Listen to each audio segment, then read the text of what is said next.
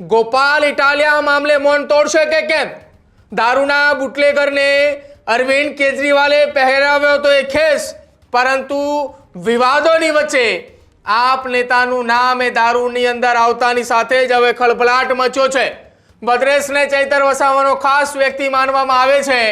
જો કે હવે આ મામલે ચર્ચાનો વિષય એ બન્યો છે કે શું આમ આદમી પાર્ટીના જે નેતા, આમ આદમી પાર્ટીના પ્રદેશ પ્રમુખથી લઈને આમ આદમી પાર્ટીના કાર્યકારી પ્રમુખ સહિતના તમામ આપના નેતાઓ, આપના ચૂંટાયેલા પ્રતિનિધિઓ દારૂ અને ડ્રગ્સના મામલે જે હલ્લાબોલ કરતા હતા એ નેતાઓ હવે આ મામલે મૌન તોડશે? જે ઈશુદાન ગઢવી અને ગોપાલ ઇટાલિયાએ જાહેર મંચ ઉપરથી કહેતા હતા કે બુટલેગરો પાસેથી હપ્તા લેનારાના પટ્ટા ઉતરશે, શું આ એ બુટલેગરોની મામલે મૌન તોડશે? શું આમ આદમી પાર્ટીની અંદર રાજકીય ખળભળાટ મચતા સમાચાર એ તેમના પ્રમુખ અને તેમના નેતાઓને નહીં ખ્યાલ હોય? નિરંજન વસાવાના ભાઈ ભૂતકાળમાં દારૂ વેચતા હોવાના દારૂ સાથે પકડાયેલા છે, ફરી એક વખત પકડાય છે। શું આમ આદમી પાર્ટીના નેતાઓને અથવા તો નિરંજન વસાવાને નહીં ખબર હોય કે તેનો ભાઈ ભદ્રેશ વસાવા એ દારૂનો ધંધો કરે છે? જાહેર મંચ ઉપરથી લોકોને ગુમરાહ કરવાની કોશિશ કરનારા નેતાઓ તમારી જ રાજકીય પાર્ટીની અંદર જ્યારે આ પ્રકારની દશા સામે આવે છે ત્યારે એક શબ્દ બોલ્યા વગર મૌન ધારણ કરીને બેસો છો। ત્યારે કેમ તમારા શબ્દ નથી ઉતરતા?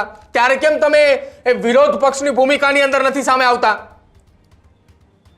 નિરંજન વસાવાના ભાઈની જગ્યાએ ભારતીય જનતા પાર્ટીના કોઈ નેતા અથવા ભાજપના કોઈ ચૂંટાયેલા પ્રતિનિધિની સાથે રહેતો કોઈ વ્યક્તિ દારૂના બુટલેગર સાથે એનો ફોટો હોય અથવા દારૂ પીધેલી હાલતની અંદર હોય તો આમ આદમી પાર્ટી અને કોંગ્રેસે એ પ્રકારના ગંભીર આરોપ લગાવશે કે જાણે એ વ્યક્તિએ એ ખૂબ મોટો ગંભીર ગુનો કર્યો હોય।